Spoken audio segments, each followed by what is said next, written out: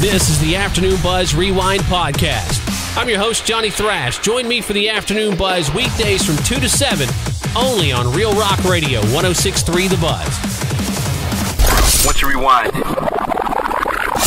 Count me in with the fans that are disappointed that Steven Adler and Izzy Stradlin aren't back with Guns N' Roses. I mean, but it's just that first album, that Appetite for Destruction lineup, man, you just can't mess with it. It's such a classic thing. But you know what? I don't know what's going on behind the scenes, and Steven Adler seems to be totally cool with everything, man. He recently celebrated 4 years and 4 months of sobriety, was talking about that in an interview.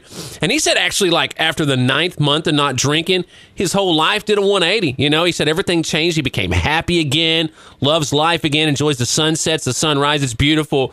It's cool, though, man. He says he's always working on his mind, his body, and his soul. He reads for his mind. He does the treadmill for his body, and he plays the drums for his soul. And he said the rest of the time, he just sits around and watches Family Guy with his dogs. Sounds like the life. Yesterday was Metallica's first day of service. You know, they had encouraged fans across the U.S. to support their community food banks by volunteering for a day.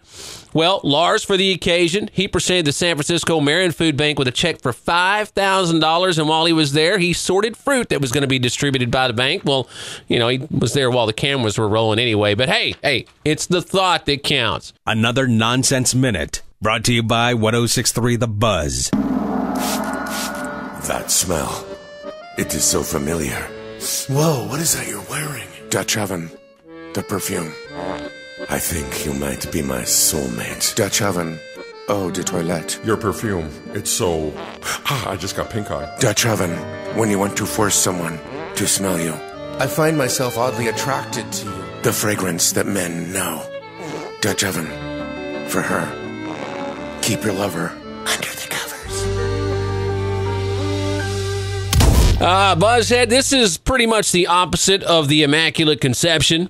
A 43-year-old dude named Anthony Getchis and a 48-year-old woman named Noelle Smart were busted in Seaside Heights, New Jersey on Tuesday for having sex in a garden outside a Catholic church right under a statue of the Virgin Mary.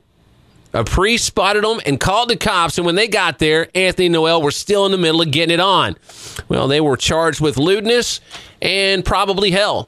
What a success Bad Wolf's cover of the Cranberries Zombie has been. I mean, it's top charts worldwide, including the iTunes and Spotify charts.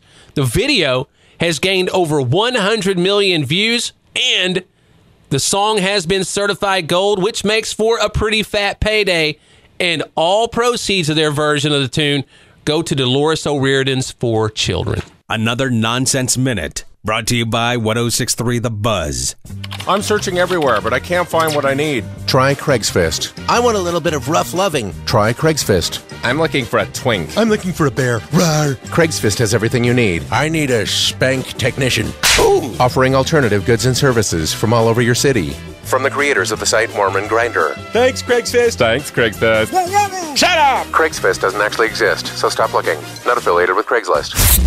You know, it wasn't that long ago, Ghost mastermind Tobias Forge was sued by his former bandmates for unpaid compensation, but he came out of that and actually found the silver lining, saying he's read every classic rock biography of every band he's a fan of, and he said, you know what? The same stuff takes place in every single one. In fact, a friend of his, who's a very successful songwriter, told him, you're not really in the game until you've been sued, so welcome in. He said he thinks he's got a point, though, you know. He's been in lots of situations in his life where he's managed to turn pain into growing pains. You can read more of what Tobias had to say on our free app or at 1063thebuzz.com. Well, Marilyn Manson and Rob Zombie, you know, they're heading out on that Twins Evil tour this summer, and they seem to have had some trouble when they were trying to shoot a video to promo the tour. A lot of people are thinking, well, it was kind of staged to look like that, and I can see where people are thinking that. But I'm watching it, and I'm like, Manson is clearly drunk in this thing, so I think a lot of it was kind of improv. Yeah, maybe the idea was to sit down and flub it just for fun, but Manson sure made it a lot easier by being drunk as hell. You can watch that at 1063thebuzz.com, and of course, the tour is going to make a Dallas stop. It's happening at Starplex on September 1st. 106.3 The Buzz presents Nonsense Minute. I've never been sexually harassed. What's wrong with me? Sometimes I just wish somebody would notice my butt. Every day in the workplace, there are millions of people who are not sexually harassed. I'm not sexually harassed. I wish. This leads to depression, resentment, and worst of all, decreased productivity. Why can't someone slap my ass? Oh! Now they will. Introducing Grab Ass Industries. We'll send our extremely hot rope technicians, Baby! to light a fire under your workforce. We'll harass everyone and keep them on their toes. Got your nipple. I'm the president of the company. Spank. Oh. Your employees will show up bright and early with a little sexual harassment from Grab Ass. Now hiring extremely hot rope technicians. Send us a photocopy of your ass. ZZ Top's Eliminator turned 35 years old this year, and for the occasion, our friends at Ultimate Classic Rock were debating whether or not it was their best album.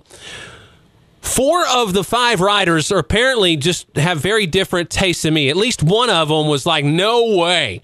He'd rank Tres Hombres, Rio Grande Mud, and even DeGeo higher than Eliminator. I would go ahead and add Fandango in there, even though it's not a total full-length album. Some of the best songs they had ever written on that album.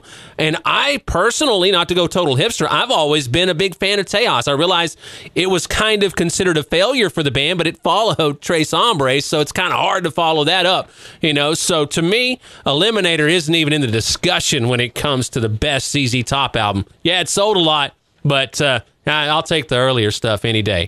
Jonathan Davis, he's got the solo album and all that stuff going on, but he told Full Metal Jackie that he's pulling double duty these days. You see, Munky and Head have been writing with different people for a while now. So they're writing with outside songwriters.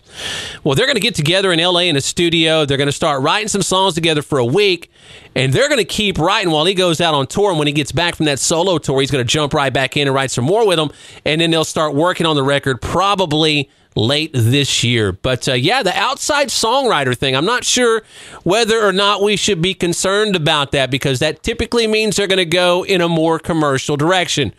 Doesn't necessarily mean that, but typically that's what's going on with outside songwriters. Another Nonsense Minute, brought to you by 106.3 The Buzz. He once put his junk in a vacuum hose. Indians call him dances with hamsters. He belongs to every porn site.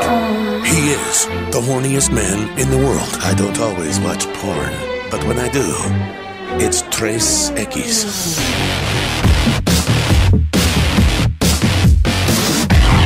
Hey, thanks for checking out the Afternoon Buzz Rewind podcast. Join me, Johnny Thrash, for the Afternoon Buzz, weekdays from 2 to 7 on Real Rock Radio, 106.3 The Buzz.